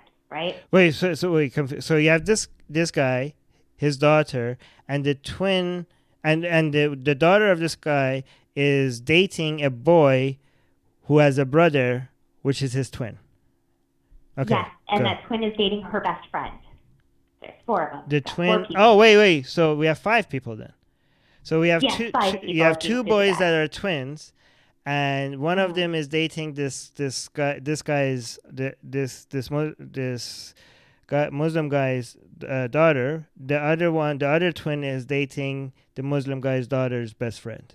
Okay, this seems Yes. like a movie or something. All right, go on. All right. It's a plot. Yeah. So the twins are American based, and they're not Muslim. Okay, they're Christians, and Ooh. the daughter and her best friend are both from Muslim backgrounds. So the dad immediately disapproves. Well, girl falls in love and is like, doesn't matter, I'm going to marry this guy. So she leaves her family. She marries this guy. She's still best friends with her best friend who's dating her husband's twin. And the father is livid, and the family is livid. And the family comes up with a plot to kill their daughter. Kill They their own decided daughter. not Did you hear enough. that, guys? Did you hear that, guys? They Yes. come up with a plan. Because she's dishonored the family because she married a Christian. Kill their Okay. own daughter because she married a But Christian. here's the twist. Okay. Here's the plot twist, Armin. It wasn't enough to just kill her, right? They decided they were going to make her suffer by Holy killing fuck. everyone in her life that she loved first, leaving her with nobody to turn to and grieve with, and then kill her. That was the whole fuck? family's plot. Okay. Okay, so the Galleria Mall, which is a very famous mall here in Houston, Uh, the dad follows his daughter's best friend, and he waits for her at the Galleria Mall. Um, she's talking on her cell phone. He gets out of his car. He kills her in the Galleria Mall's parking lot. He kills her. They go home. He's with his family, but he did the killing. They went home. The family goes home and watches the murder on the news that night, and they're happy. Plot one is done. So then they start stalking their daughter, trying to figure out where their daughter is. They wait 11 months. Her daughter suffered without her best friend for 11 months before they track down the daughter and follow her husband into their apartment, and they murder him. What the fuck? Wait, how did they Um, not get arrested for the first one? How did they get away for this for 11 fucking months? I know, right? I know. It's crazy. What it is, I mean, you're not connected. You're not really connected to someone. He was estranged from his daughter. So who would have thought that he would have anything to do with it? It's just one of those things. Wait. They killed the husband of the best friend or the husband of the daughter? Husband of the daughter. They were Okay. trying to isolate her. Right. What the fuck? So, Okay. yeah. Go on. Yeah, so they kill him. And then they get caught. They get caught for killing him, and then they linked him to the killing of the best friend. Now that he was in the picture, it made it obvious. So before he even got to kill his daughter, he's arrested. His family was also arrested for stalking charges connected to the flames. So they were arrested as well, and the father is now facing death. How powerful is this notion of family's honor that they think that they can? I always like try to put myself in other people's head and see if I could live in that world and see how feels to be like crazy. And it's just like they know that they could get caught. They know that this could be, but the family honor, like it's worth all of, holy shit, like the love forget the love for your own daughter, forget the possibility of getting life in prison or executed. Family honor trumps all of this. Like holy shit, like you see the power of ideas and how I can't imagine. I can't, yeah. Like I can't imagine feeling that I'm so important that what somebody else does gives me the right to harm them. Like, with my kids, I don't care what they end up doing with their life as long as they're happy. You know what I mean? Like, how can I say that I am so important that if they like what the fuck? What honor? life, Who the fuck are you? you? Like who the fuck? Like, Who what the fuck am I? You know what I mean? No, like these people. That is insane. I couldn't imagine. I can't imagine what it takes to be that crazy. So the daughter survived. Yeah. Poor husband, poor friend. Jesus. Still calling it honor killing because it was an honor killing plot. I mean, the whole plot was the... Yeah, and people say like, oh, this is culture and this has nothing to do with religion. Why does it happen with Muslim families if it has nothing to do with religion? Said they call it honor killing, but it's actually a conceit killing. Yeah. And why did the people say this is cultural if it's just happening almost exclusively with Muslim families? I mean, it happens with Hindu families too, right? But the fact that it happens with certain religious groups, especially with Muslim families, tells you this has something to do with fucking religion. Come on, like this is obvious, right? And it and when people think like, oh, religion doesn't hurt people, this is other things, it's greed as well. What greed is here? Like, what? Tell me, like, this is so obvious how religious belief influences people's behavior. I don't know how people deny that, right? These people were risking everything because they were trying to trying to protect their family honor because of the power of belief. Oh my God, I'm pretty sure he still doesn't regret it. I mean, I'm almost sure, like, even after all this, he's going to be like, at least I showed that I'm defending a family honor or whatever. What the fuck is these things that They're protecting things that are not even real. Like how powerful these ideas are, that the love for your own daughter goes away so much so that you don't even want her dead. You want her to suffer then die. What the these people, you understand?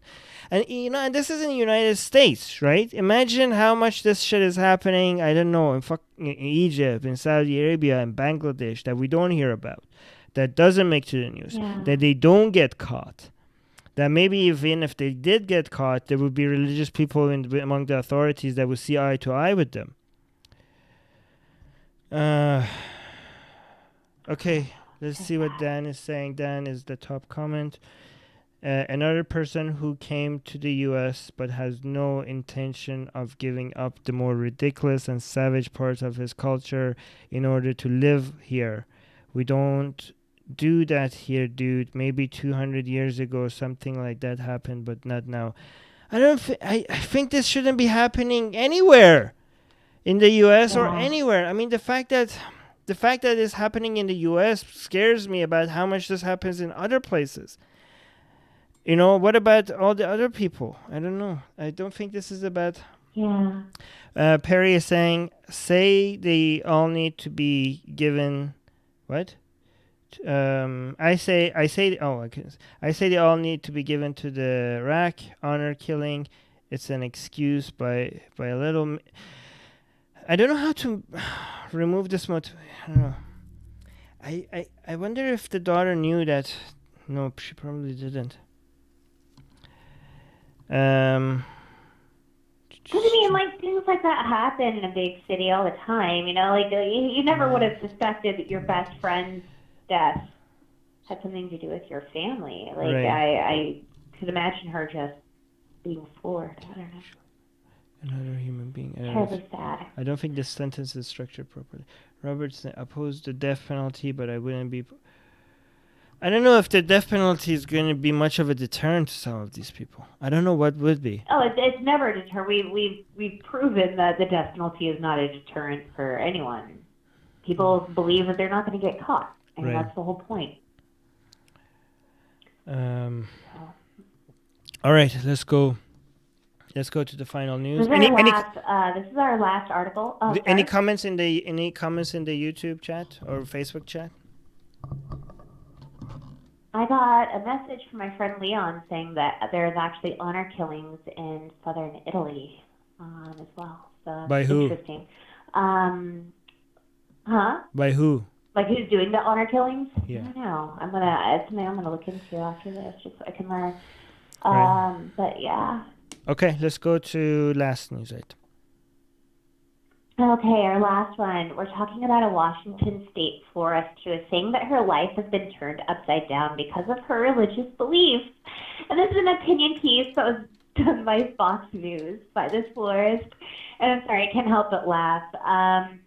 What she did was so fucked up. Okay, give us a background. A friend of hers that she has been friends with for, she said, 10 years. He worked with her. He was in her shop a lot. He comes to her one day. He was like, "Great news, lady. I'm getting married to a man." And he says, "I want you to do the flowers for us." So she says she took her friend by his hand and walked him into a back room and politely told him that she could not do the flowers for his wedding because she doesn't support gay marriage due to her religious beliefs. This is a new one? This is a... said was a friend. Right. So, sorry, this is a new case. Go on, sorry. Well, is it new? I think this happened a few years ago because I'm getting ahead of myself. It's not new. It's 5 years ago is when this happened. Okay. But the fiance to her friend goes on social media and is like, "Look at this bullshit, guys. This lady who has been friends with my fiance for 10 years will not do the flowers for our wedding because we're gay." So, which is fair. That caused a big stir around the place. And the Washington this ended up going to the Washington Supreme Court because they heard about the case through Okay, social for the media. people outside of the United States, this is not the main Supreme Court of the country. This is the Washington, the state Supreme Court, right? Right. Right. So every state has its own Supreme Court, which is the highest court of the state. Yeah. But the Supreme Court of the nation goes above that. My dog's going a little crazy. I'm going to let him outside. Can you talk for a second, Armin? Okay. I don't know where this story is going, so I don't know how to comment on it. She's letting her dog. That's okay. Just let him out. Okay, good. He's going crazy. So so she denies her best friend. This ends up going to the Supreme Court. Supreme Court says, like you can't do that. She says that their decision bankrupts her and her husband, but that the U.S. Supreme Court, the court that's above the Washington Supreme Court, with its new finding on the Masterpiece Cake Shop versus Colorado Civil Rights. So we have Commission. cakes and flowers, right? So the cake one was the earlier one, which was about somebody refusing to serve cake to a gay wedding couple. This is somebody's refusing to do flowers to a gay wedding. Okay, so the state, what was the judgment? So to be clear, what was this judgment of the state Supreme Court? What did they say? They said that that she did get this. So sorry, go on. So in her case, the Supreme Court ruled against her, meaning that they were for the gay couple. Right. And that case, she says, threatened to bankrupt her and her husband. Right. But because this week the nation's Supreme Court said that somebody who made cakes, the Masterpiece Cake Shop, since they had the right to not make a cake for a gay couple due to their religious beliefs, she's saying that now there's precedent set in a court bullshit. that is higher than the Washington Supreme Court. Right. Yeah, so she's going to take this case back to, she's taking the case back now, saying you guys aren't allowed to, rule against this. This has a precedent that's set in a higher court than you. So she's taking it back. So two things. First of all, it didn't that case didn't set a precedent because the judges made it clear that this is specifically for this case, didn't they? The cake one, the earlier one. Yeah. So the reason why we're bringing up this story now is because there's some new things that she wants to appeal, because she's like, hey, that cake thing, the judges went with the cake guy, cake guy versus gay guys. The judge went with the cake guy. So now flower lady versus gay couple, flower lady should win. And what she's basically suing her best friend, isn't she? And she wants money for loss of income, right? So she's suing her best. But so another thing is that earlier case doesn't set a precedent, because the earlier case, it was the gay couple that filed a complaint against the cake shop, right? Because the case was discrimination, right? This one is is the other way around. The flower lady is suing the gay couple, saying that I lost income because of you guys, right? So that case had nothing to do with this. This is the exact opposite of that case. The thing is that I think that's why she's trying to word it, instead of trying to frame it as discrimination, by saying discrimination based on my religious beliefs, which has nothing to do with the case, because that was based on biology, right? Not based on belief, the one that went to the Supreme Court of the country nation, right? Right. So this is not at all like that. And freedom, I mean, this is not a freedom of speech issues, because freedom of speech doesn't mean freedom from consequences. You can't go to leave a 1-star review and people will be like, oh, this is like, you could ruin people's reputation based on what they did, and that's not against free speech, because free speech means you get to say whatever you want, and you have to live with the consequences, as long as those consequences does not involve government shutting you down, the government imprisoning you, the government killing you, the government giving you a fine, or the government refusing to protect you against people that are want to harm you because of what you said. But it doesn't mean that your reputation is not going to get a hit from what you said. The consequences of what you say is not protected. So, but she's saying loss of income. Well, yeah, I mean, you could leave a review for. So, what does that mean? If I leave a 1-star review for a restaurant, are they going to be able to sue me because the reviews all of a sudden went down and now they're making less money because of the reviews? Is that? Well, here's the thing too, though, is she also is taking this back to the Supreme Court so that she can have the right to forever decline doing flowers for gay weddings. She wants a license to be a bigot. Basically, yeah, absolutely. That's what she wants here. She wants to be able to, you can't tell me, government, that I can't decline these people because I think that they're morally disgusting. But and you and I have had many discussions about this, Armin. Right. Where do we draw the line? Right? You asked me where I would draw the line. I told you I've done commissions for churches before. I don't care. I am not in any position to turn down money. But my question is, why are all these bakers and florists why are they drawing their line at gays? Why aren't they It's icky because it's refusing to icky, do Ellie. flowers It's for a icky. divorced person who is getting married? Why aren't they, questioning the virginity of a woman to make sure she's a virgin? Because it says in the Bible, if it's found she's not a virgin, you're to take her out and stone her. Imagine if every time a woman came and wanted a flower, they just put some glove on. Okay, first we need to do some I'm tests. sorry, we need to inspect. Yeah, we need to to inspect. make sure you're in time. So let's see if you're a virgin. Why are they drawing the line here? Right. Yeah. Good. Well, yeah, they should this is not even in the 10 Commandments. So they should go and Right. I'm gonna call your parents, see if you're respectful to them.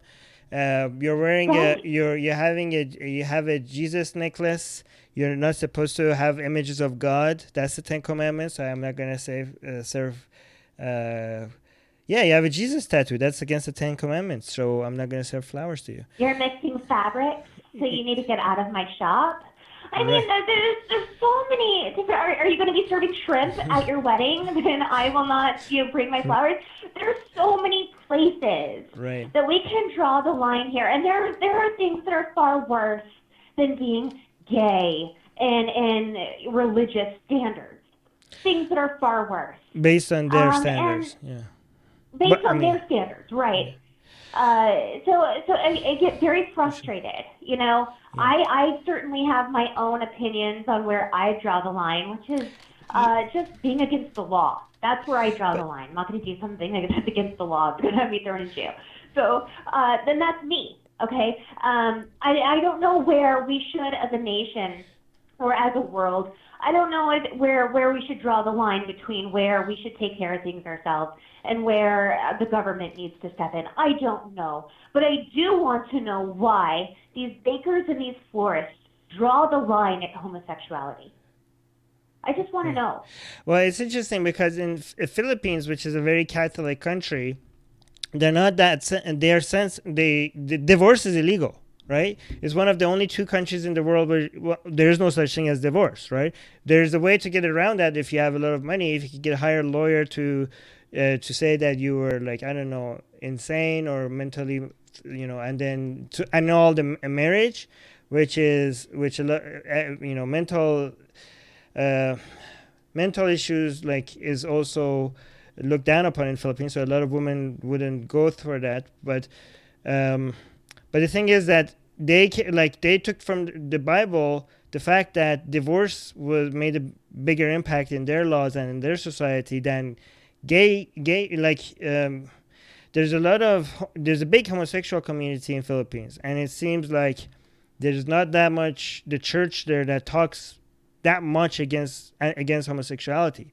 They got divorce became a more important issue in the Bible that they focused on, so much so that it became influenced the country. The 2 countries where divorces are illegal, there's no divorce at all. Not even in Saudi Arabia, you could say, well, women can't divorce easily, but men can. But there's no divorce at all in Philippines. The only other country is Vatican, Yeah. which nobody's married there anyways. I don't know why we would need divorce, but yeah. So it's weird that how in the United States they, you know, this gay rights became a huge concern of Christians, and in some country like Philippines, divorce became such a major topic.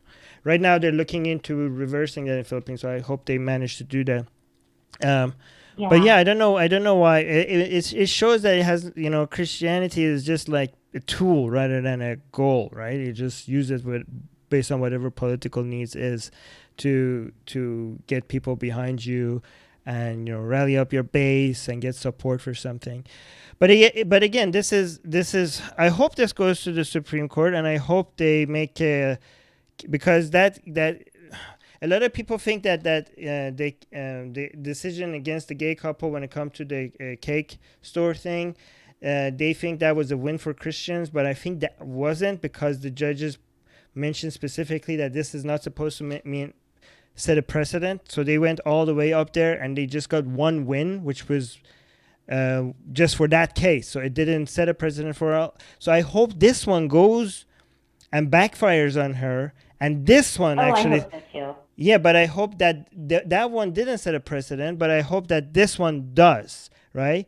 So I'm actually cheering for her so that their case does get to the Supreme Court, and I hope it backfires and actually, because that actually we don't know, because Trump is now gonna have his holy shit. Wait, is this going to be getting to the Supreme Court before or after Trump put somebody at the Supreme Court? That's a See, this is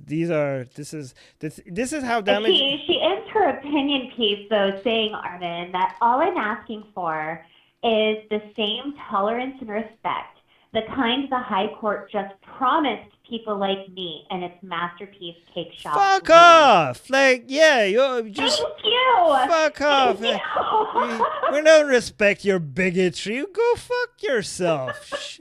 All I want you is your respect. No, you don't get it. No, you don't. Sorry, lady. Fuck you.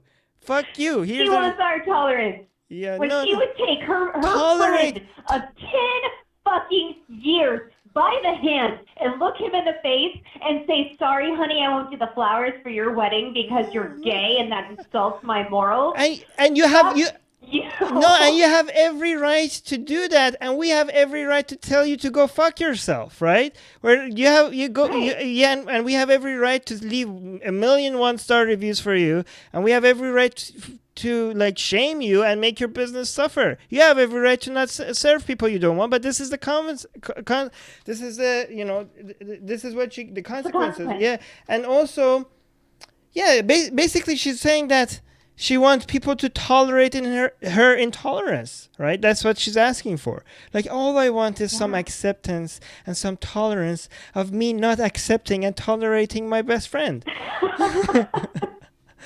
Yeah. Soraya is saying in the live chat from next session we should check that the news we are covering from any country had signed bill of human rights. What? Human rights in the United States. I don't know. Oh. Soraya, if you have suggestions for us on what to cover next. Oh yeah. Please leave a comment once the live version of this is over. Please go to the YouTube, the non-live version of the YouTube video, and in the comment section, please suggest news for us to cover. It really helps us out, and it will make sure that the news is going to be based on what the community is suggesting. And if you think like we're not covering news from a certain part of the world and something is happening, just let us know. This is an atheist republic, and the republic part is meant to suggest that the community decides what we focus on, and this is how we're going to pick the stories. If you guys go and leave a comment in the YouTube version, and it really helps our channel when you do that. Let me just see. So this identity is saying, Armin, do you think those 1-star Yelp reviews for Red Hen Restaurant were okay because they kicked Huckabee Sanders out? I don't know. Sarah Huckabee Sanders Right. Yeah. So, well, I mean, if you, no, I don't think it's fair, but I think we should fight that back by going out and leaving a lot of 5-star reviews and going and eating there, right? This is what I'm suggesting is that this should be a battle between activists and people on the ground, and it should be just moved away from the government. And I think, freedom of, I support people that the restaurant that didn't let. I mean, it's their own restaurant. They You get to. do? I don't. I don't support their decision. No, well, maybe we should cover that next. I think it's their own private restaurant. Like it's Maybe not. we should. They should be. I mean, even if you wouldn't do it, they have every right to do it. And the people that left the white Absolutely. They have the right to do it. yeah, I'm not. That's I'm not not what I'm judging. arguing. I'm arguing that I don't think they should have done it. I wouldn't have done Well, it. I'm gonna, but here's the thing. I also support people's right to go leave 1-star reviews, and I think if we're on the side of the restaurant, we should just go and leave 5-star reviews or go eat there. I'm just thinking that this should be a Yeah. battle of ideas rather than a law thing. That's what I'm suggesting. Sure. And Soraya is saying International Bill of Human Rights. No one knows here. Oh no, we know, but I just didn't understand what you were suggesting. Oh, you're saying every news that we cover, we should see if it's how. I think Soraya is suggesting like instead of checking whether it's based on the country's law, we should see if it's in accordance to the International Bill of Human Rights. I think that's what he's suggesting. Okay. So look. Oh, because Thanks, look. Soraya. We could be like do both, right? They say like, there's Sure. 3 different judgments here. Is it moral? Actually 4. Is it moral? Would we do it? Does it break the country's law, or is it based on International Bill of Human Rights? I mean, I don't know if we do all of that. Every story might take forever, but we could look into that. Maybe that's an interesting suggestion. Or maybe you could do it for us and leave a comment and then we'll read it. So what are the comments here? Wow, this one got shared. Wow, this one got a lot of comments. It got like 250 times, and the top comment got 169 likes. Usually links get less interaction than memes and videos. But Shane is saying, so uniting a man and a man is wrong and against your beliefs. What about a man and his 4th wife, or a gold digger and her rich husband, or a shotgun wedding, or a marriage of convenience over love? Are they still following your beliefs? I don't know if that. Okay. Morgan is saying, sorry, Liddy, I do not feel badly for you. As a contractor, I have the ability to deny work to potential clients, but I would never ask for others to feel sorry for me if I went broke doing so. Yeah, exactly our point. You made a decision knowing there would be consequences, real consequences. That is what happens when you make a big political statement. Something tells me you would not have mourned an atheist who lost all making and lost all comma. See, this is where you need you need a comma. Making an anti-Christian political statement. So please save sob story. Yeah, I wonder if a Muslim said that I don't do Christian weddings, if they would feel about it the same way. Interesting. All right, so that is the last news. Anything in the comment section?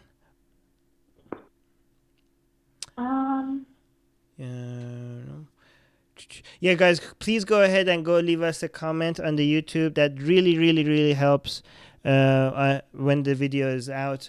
Just let us know the stories you want to cover, especially stories you think that is not getting the attention that it deserves. Soraya is saying exactly because International Bill of Human Rights by UN overrules law of the land. Land. Yeah. It rules the law of the land for those who are signed it, right? I think. Mm-hmm. Some people didn't. Some countries didn't sign it. It was a good podcast as always. Oh, thank you, This Identity. Thank you, guys. This was good. We kept. We have to end it soon to keep it under 2 hours. Thank you, guys. Yeah. Beach. Thank you. Shout out to Ensaf.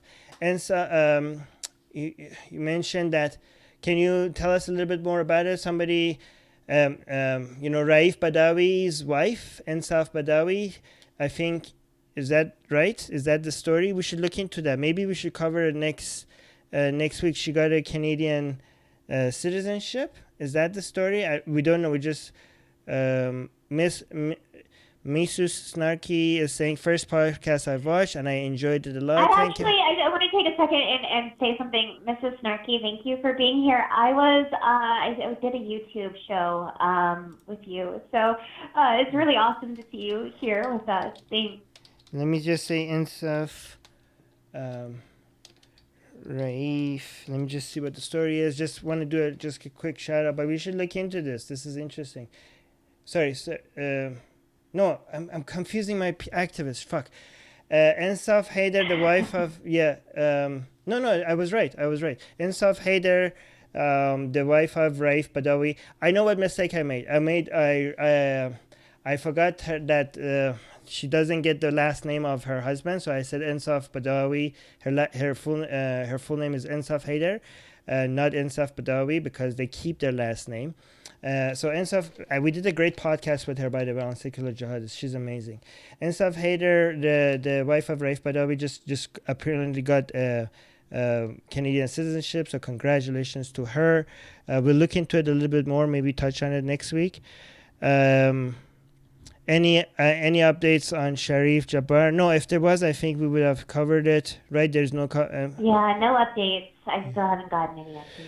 And if you guys can, if you want to, I'm really active on Facebook. If you do hear of any updates before I'm able to get to them, if you can reach out to me on Facebook, I'm at Atheist Allie or Allie Jackson. I'll put it on here. And give me updates if you get them during the week before we do these podcasts. That would be really helpful. I try reaching out to get updates from people, but other people sometimes end up with more information. So Cookie mom is saying we'd pray for you, but we're not actually idiots.